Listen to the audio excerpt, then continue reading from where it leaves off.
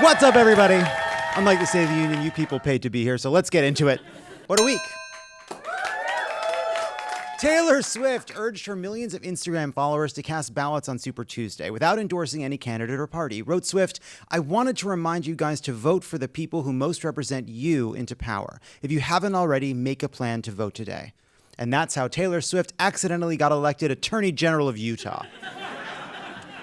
On Wednesday, Nikki Haley suspended her presidential campaign after Donald Trump defeated her in every Super Tuesday primary except Vermont. It seems like we'll have to keep waiting for our first female president, unless, of course, Marianne Williamson's ritual manages to summon that golem to be her campaign manager. He's made of mud, and his ideas are just crazy enough to work. Haley said in her concession speech that she has no regrets. This is why Haley never took off. That is not relatable. I have had like 50 regrets just from waking up this morning until now. Leave it to someone who sat on the board of Boeing to know how to practice radical self-acceptance. Haley congratulated Trump but did not endorse him. It is now up to Donald Trump to earn the votes of those in our party and beyond it who did not support him. And I hope he does that. Her hope is that after basically a decade of running for president and 78 years of being on this earth, he's going to finally believe he has to earn something. Good luck with that. With Haley out of the race, we've officially got ourselves a Biden-Trump rematch this November.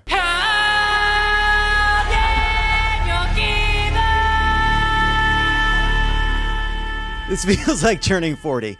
You knew it was coming, there was never any way around it, but somehow deep down in a small secret part of you, you thought maybe you'd be dead already.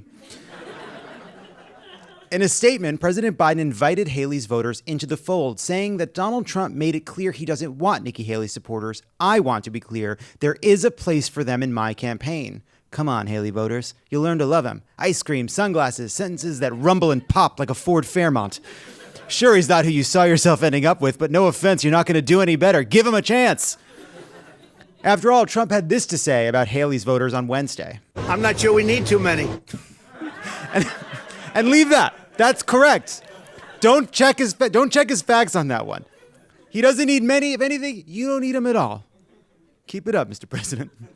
Senate Minority Leader Mitch McConnell, meanwhile, endorsed Trump in the wake of Haley's announcement, saying in a statement, "It is abundantly clear that former President Trump has earned the requisite support of Republican voters to be our nominee for President of the United States. It should come as no surprise that as nominee, he will have my support." It's pure logic, you see. If all my friends jump off a bridge, ipso facto, I will jump off a bridge. Now, if you'll excuse me, the gamer 300 years from now playing in this simulation has to go to the space bathroom, so I'm going to freeze here for 1 to 2 solid minutes. Anyway, it's obviously completely pathetic, but not a surprise, because McConnell's whole political career has been organized around the consolidation of power. And so even though after January 6th, McConnell stood on the Senate floor and said there was no question, none, that President Trump is practically and morally responsible for provoking the events of that day, and in the years since, Trump has spent his idle time issuing racist attacks on McConnell's wife, it's not a surprise that he bent the knee the moment Trump locked in the nomination. It's like when a Cybertruck cuts you off in traffic and then does a rolling stop through a crosswalk in front of a school. It sucks and you're pissed, but no, you wouldn't call yourself surprised. While Biden won the vast majority of each state's delegates on Tuesday, the uncommitted campaign in Minnesota won nearly 46,000 votes, 19%, and far above the organizers' goal of 5,000 votes. But like a lot of people who are non-committal in their youth, the choices don't get better, they just get older.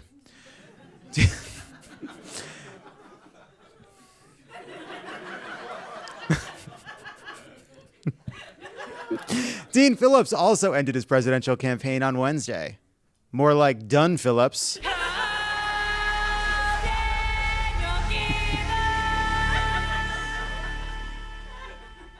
Phillips endorsed Joe Biden in his stead. It is clear that Joe Biden is our candidate and our opportunity to demonstrate what type of country America is and intends to be. Dean. All right. Also, RFK Jr. said this during an interview this week when asked about flying on Jeffrey Epstein's plane. You run into everybody in New York. I mean, I knew Harvey Weinstein. I knew Roger Ailes. I knew O.J. Simpson came to my house. Bill Cosby came to my house. Oh, never mind then. Sorry we said anything. It's a real who's who of people you don't have to announce have been to your home. Imagine how disappointed each of these sex pests were when they showed up at a party at RFK Jr.'s house and it was just a bunch of other male sex pests, like when two FBI agents realized they've been trying to entrap each other. Meanwhile, in the down ballot races, Super Tuesday once again lived up to its incredible name.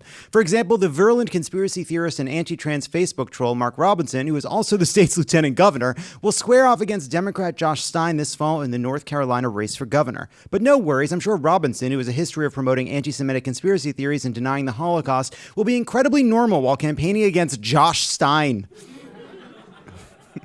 Anywho, here's Robinson in a newly surfaced video from a 2020 event hosted by the Republican women of Pitt County. I absolutely want to go back to the America where women couldn't vote. Do you know why? Because in those days, we had people who fought for real social change, and they were called Republicans. The logic of this. Back when women didn't have the right to vote, we fought for real social change, like the right for women to vote. Now you may be wondering, why am I holding this Molotov cocktail? Because right now there's so much that divides us in this room. But in about 15 seconds, we're all going to be united, doing the same thing, running for our lives as flame lap up these curtains. Democratic Representative Adam Schiff is all but guaranteed a place in the Senate as he will face off against Republican Steve Garvey, who finished before Katie Porter and Barbara Lee in California's Senate race. We tried to fly a whiteboard at half-mast, but it was too heavy. It just kind of clanked against the flagpole. In the wake of Super Tuesday, House Speaker Mike Johnson was asked Wednesday how helpful Trump would be in ushering in Republican majorities. How big are Trump's coattails this year? Well, his coattails are humongous. He continued, they'd have to be to cover his enormous dumper. Johnson was really on a roll this week. When asked about the disposal of embryos that can occur during the IVF process, the House Speaker said this. If you believe life begins at conception, fertilization, and I know you do you see that as murder? It's something that we've got to grapple with. You know, it's a brave new world. IVF's only been invented, I think, in the early 70s. It's a brave new world is also what Mike Johnson said right before he tried sex with music going. Meanwhile, Super Tuesday gave way to boring but important Thursday as the nation gathered to watch the Traitors finale and, to hopefully a greater extent, the State of the Union. Not content to remind the country that he sees IVF like the Apple Vision Pro, Speaker Johnson also begged Republicans to show decorum and turn the temperature down to dissuade his more pugnacious members from heckling during President Biden's speech. Yeah, that's what I was thinking too, actually. Decorum, totally, said Marjorie Taylor Greene, while hoping nobody noticed the rolled-up poster of Hunter Biden's hog poking out of her Black Rifle coffee tote. I'll see what I can do, said Lauren Boebert, while she slid a cooler filled with throwing embryos further under her seat. President Biden arrived late to the State of the Union address, mostly due to a ceasefire protest blocking the presidential motorcade. Also, it takes a minute to get into full drag. On his way to the podium, Marjorie Taylor Greene, wearing a Trump 2020 hat, in violation of House rules no less, tried to get Biden's attention only to be drowned out by Democratic applause. And sure, it may seem tacky that Greene wore a Trump baseball cap to the State of the Union, but you have to understand she had to be at a wedding right after. Democrats clapped and chanted 4 more years, said Biden's personal physician. You're right, it's a good night. It's a good night. President Biden's populist message was front and center during the address, where he unveiled a new tax plan that would raise the corporate tax rate to 28% and raise the corporate minimum tax from 15% to 21%. Love this, but again, he's got to put that ice cream cone down. Biden began his speech by immediately calling out Republicans for not giving him funding for Ukraine and by comparing Ronald Reagan's tear down this wall to Donald Trump's do whatever the hell you want. Mr. Gorbachev, you do you. Biden segued from threats to democracy abroad to threats to democracy at home. We will not walk away.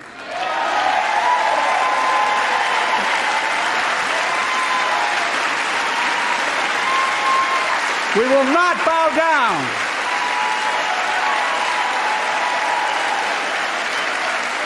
I will not bow down. In a literal sense, history is watching. History is watching. Just like history watched 3 years ago on January 6th, when insurrectionists stormed this very Capitol and placed a dagger to the throat of American democracy. Many of you were here on that darkest of days. We all saw with our own eyes The insurrectionists were not patriots. They'd come to stop the peaceful transfer of power, to overturn the will of the people. January 6th lies about the 2020 election and the plots to steal the election posed a gravest threat to U.S. democracy since the Civil War. But they failed. America stood.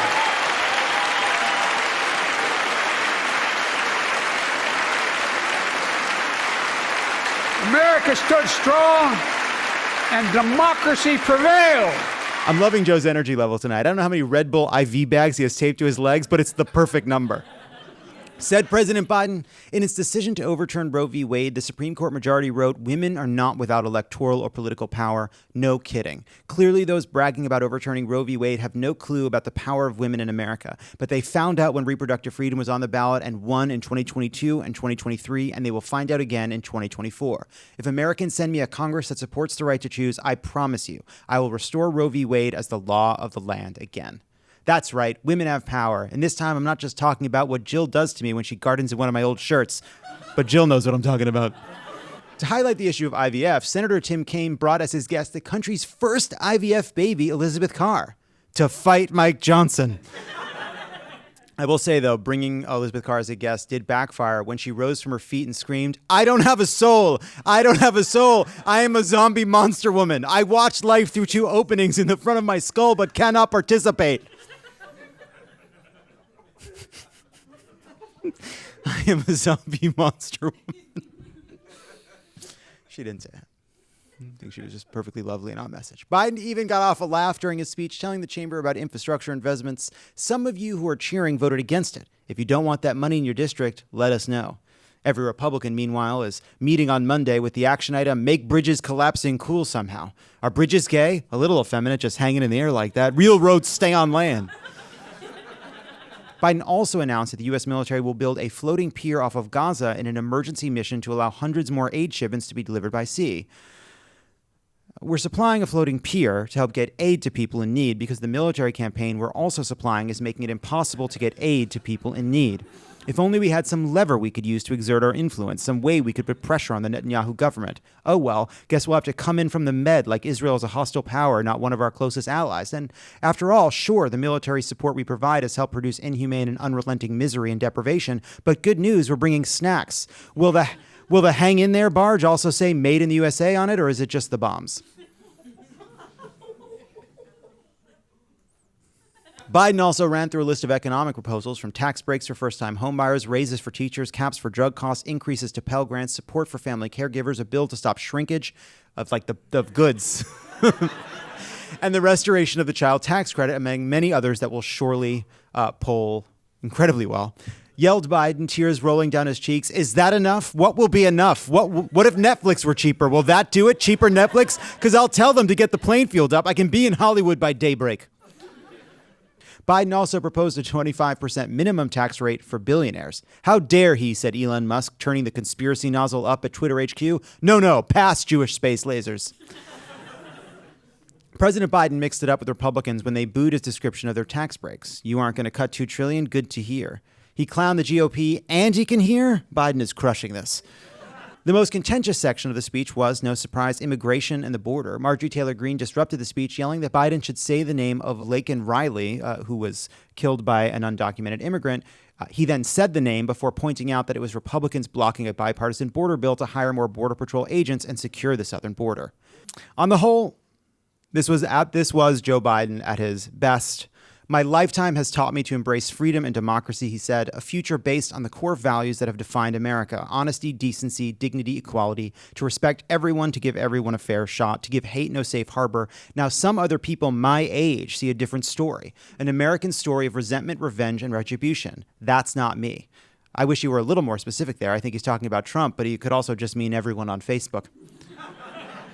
And speaking of Trump, Politico reports that America's worst poster may begin receiving classified briefings, as is customary for presidential nominees, despite the fact that he is currently under indictment for mishandling classified documents at Mar-a-Lago.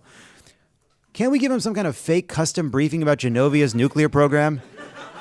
You know that's the fake country from the Princess Diaries. I know that's the fake country from the Princess Diaries. But he doesn't know that's the fake country from the Princess Diaries. Obviously, this has intelligence officials quite concerned. One senior official told Politico, who knows what kind of riff he would do? We know. We know what kind of riff he would do. We've been watching him riff for the better part of a decade. We can imagine it in vivid, excruciating detail. And speaking of indicted politicians with access to classified material, New Jersey Senator Bob Menendez and his wife Nadine Menendez, who you may remember from being charged with bribery after stashing a bunch of gold bars around the house, have now also been charged with obstruction of justice. They can only run from police so fast in those suspiciously heavy shoes, holding those suspiciously bulky wigs. It's so cool that this guy hasn't resigned from the Senate. I get self-conscious showing up at work when my hair's being weird.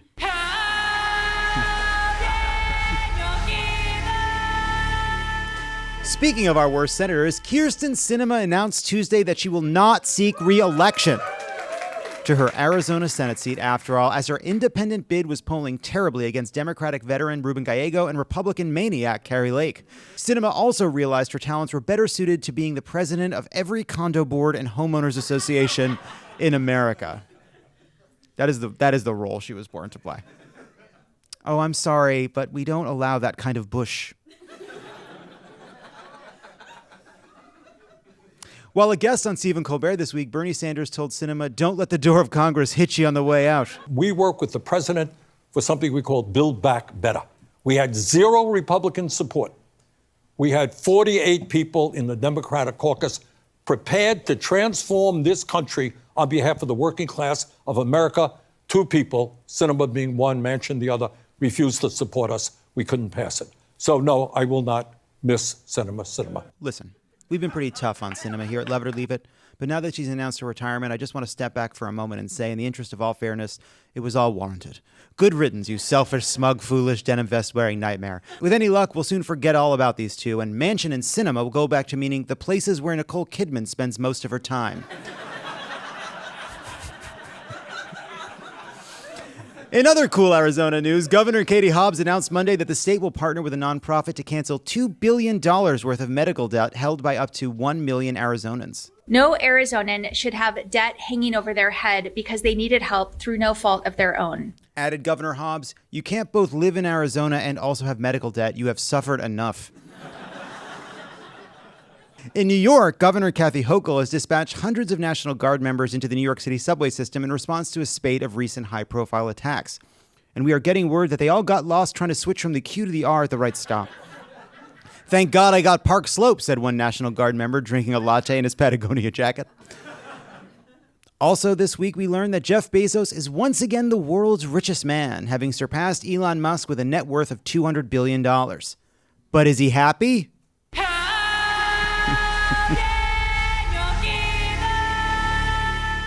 Elon Musk replied, "I'm still the richest because the greatest wealth of all is the priceless bond of family." Then he tossed his latest baby onto the baby pile. When asked how he plans to celebrate, Bezos said he's considering losing his mind and then buying and dismantling a social networking site. Madame Web star Dakota Johnson said she's not surprised that the movie hasn't been well received and told Bustle, "I probably will never do anything like it again," which is word for word what I said after watching Madame Web. Okay. I think we get to. A German man who allegedly received 217 COVID vaccination doses over the course of 29 months appears to be perfectly healthy, according to a new study. Well, physically healthy. There has to be a psychological cost to being trapped in Fauci's basement like that. And finally, photographers managed to capture images for the very first time of 2 humpback whales having sex. And as it happened, both whales were male. Said one of the photographers, "They really had a whale of a time." They really had a whale of a time sucking and fucking each other.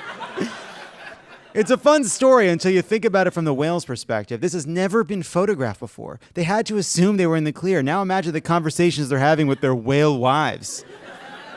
Anyway, the pictures will be made available later this month on OnlyFins.